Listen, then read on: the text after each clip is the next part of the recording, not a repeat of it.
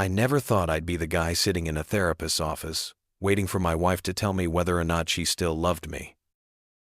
But there I was, 15 years of marriage, 2 kids, a lifetime of memories balanced on the edge of her next words. "I'm not in love with you anymore," she said. "I love you, but only as a friend. My best friend. That's why we haven't been intimate for over 3 years." It felt like my chest collapsed. I just sat there, staring at the floor, trying to process what she'd said. A best friend? After everything we'd been through, kids, bills, sleepless nights, hard times, she was telling me I was basically her roommate with benefits that had expired years ago. I didn't even know what to say. The silence in that room was suffocating. Later that night when we were home, she doubled down. She told me she'd been carrying resentment toward me for years. I asked her why, what I'd done, how I could fix it. She didn't have an answer. "I don't know," she said. "It's just there. I think it's because you spend more time with the kids than with me. Somewhere along the way I started imagining being with other men. I couldn't help it." Hearing that broke something inside me. Fantasizing about other men? After everything I'd given her, everything we'd survived together, she was telling me she'd been living in resentment and daydreaming about anyone but me. I didn't sleep that night.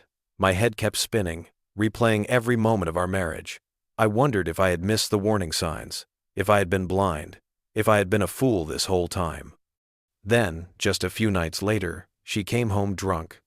Her face was flushed, her steps uneven. She looked at me with this desperate expression I hadn't seen in years. "Please," she begged, "be with me. Just tonight." At first, I told her no. It felt wrong.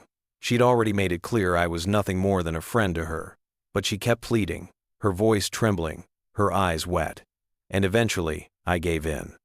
We were intimate that night, for the first time in over 3 years. The next morning, I woke up to her sitting at the edge of the bed, her face pale, her hands clenched together. "I feel disgusting," she whispered. "I told you I don't sleep with friends. And last night, I broke my own rule." That cut deeper than anything else. It wasn't just rejection anymore, it was regret. She regretted being close to me. That same day, we sat down and had another long talk. She told me all she wanted now was companionship, parenting, sharing a household. Nothing more. Basically, roommates, co-parents. I asked her if there was anything I could change about myself, anything I could fix that might bring back her attraction, her desire. "I don't know," she said again. "I still love you, but it's not the same. Being married to you feels like too much work. Right now, my only focus is the kids." "I don't know," she said again. "I still love you, but it's not the same. Being married to you feels like too much work. Right now, my only focus is the kids."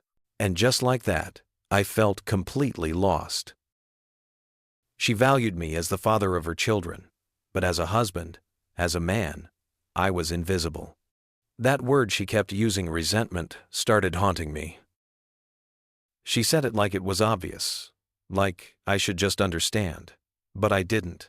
I needed to know why. So in our next therapy session, I brought it up again. We started digging into our past, 15 years of marriage. But the truth was, we had known each other since we were kids. We were only 14 when we started dating. By 19, we had our first child. Life didn't wait for us to grow up, we were shoved straight into adulthood. Poverty, stress, diapers, bills. We barely had time to breathe, let alone enjoy being young. For over a decade, we were just surviving, raising 2 kids who were now 12 and 14. The therapist asked her how all of that made her feel. Most of her answers circled back to the kids. She dodged the real stuff. Probably because saying it out loud would sound like she regretted having them, and I knew the guilt of that would crush her. So I pushed. "Don't answer as a mom right now. Answer as you." That cracked something open. She admitted she was angry, not about missing parties or dating or whatever, but because she had lost every single friend she'd ever had. That hit me. She wasn't just tired of me. She was lonely, isolated. For years I had told her she needed friends, real connections. But she always brushed it off, too busy with the kids, too focused on them. 90% of her world revolved around being a mom. And then it hit me. Maybe all this frustration, all this exhaustion, it all traced back to our kids. So I asked the question I'd been terrified to ask. Are you angry at me because I got you pregnant so young? She froze. Then she whispered, yes. My heart cracked wide open. But then she looked at me, tears in her eyes, and said, but it's not fair to blame you. It takes two people to make a baby. For the first time in years, it felt like we actually touched something real. Like we peeled back a layer we had never dared to before. We agreed to make friendship both together and separately a priority. To invest in it, not just survive without it. Toward the end of the session, the therapist asked us what actions we could take moving forward. Her answers were vague, more of the same. She didn't want intimacy, but she still loved me and felt guilty for not being present. I got tired of dancing around the truth, so I laid it all out. I'm not okay with this setup. I've done everything I can. This isn't about me doing better. I'm already doing everything I can. I need a partner who's in the marriage, not just living in the same house. I can't be just a convenience. Life is more than chores and co-parenting. I love you, but if you're not willing to fight for us too, I can't keep going like this. We both cried. The session ended quiet, heavy. But something in me shifted that day. I realized I couldn't carry this alone anymore. If she wanted just friendship, fine, but I wasn't going to keep begging for scraps. That was the moment I decided to start what people call the 180. After that session, something in me shut off. I had begged, pleaded, tried to fix things for years. Nothing changed. She still only saw me as a friend, a roommate, a co-parent. So that night, I told her calmly, things are going to change. You want friendship and co-parenting? You got it. But I'm done trying to fix this alone. She just nodded, like it didn't even surprise her. No emotion, no pushback, just nothing. That was the start of my 180. I stopped chasing. Stopped comforting. Stopped carrying her weight. I still showed up for the kids, handled the house, but with her I became polite, distant, businesslike. She noticed right away. One night she asked me to help with some of her personal stuff. I shook my head. No, you wanted independence. You've got it. She called me petty. I stayed calm. I'm not being petty. I'm just respecting your choice. We barely spoke after that. Just the basics, the kids, bills, logistics. No warmth, no affection. I stopped initiating anything. Then one night, she broke down, tears streaming, her voice cracking. You're so cold, so distant. It feels like you don't even care anymore. I looked her in the eye and told her the truth. I'm treating you the same way you treat me. That's what you asked for. And God, it hurt. Because I still loved her. All I wanted was to hold her, to tell her we'd be okay. But I couldn't anymore. Love doesn't survive in a one-way street. Still, I stayed the course. A few days later, I sat down with the bills and expenses, and I split them 50-50. I handed her the breakdown. Here. From now on, we split everything evenly. She exploded. That's cruel. I stayed calm again. Friends split things evenly. I'm just following your rules. That was the moment I saw it hit her. She realized how much she had been leaning on me emotionally, financially, logistically, without ever noticing. And for the first time in years, she actually came to me. She asked if I wanted to grab coffee. Just us. No kids. I couldn't remember the last time she initiated something like that. At that little cafe, she opened up in a way she hadn't in years. I'm struggling. Watching you change, it made me realize how stuck I am. I feel like I've lost myself. I miss who I used to be, before all this stress, before the distance. She looked me in the eyes. I'm proud of you. I see you growing, and I want to grow too. But I need help, real help. For the first time in forever, I felt hope flicker again. Sitting there across from her, I realized this was the first honest conversation we'd had in years. She wasn't lashing out. She wasn't shutting down. She was reaching for me. I told her my truth. I still love you.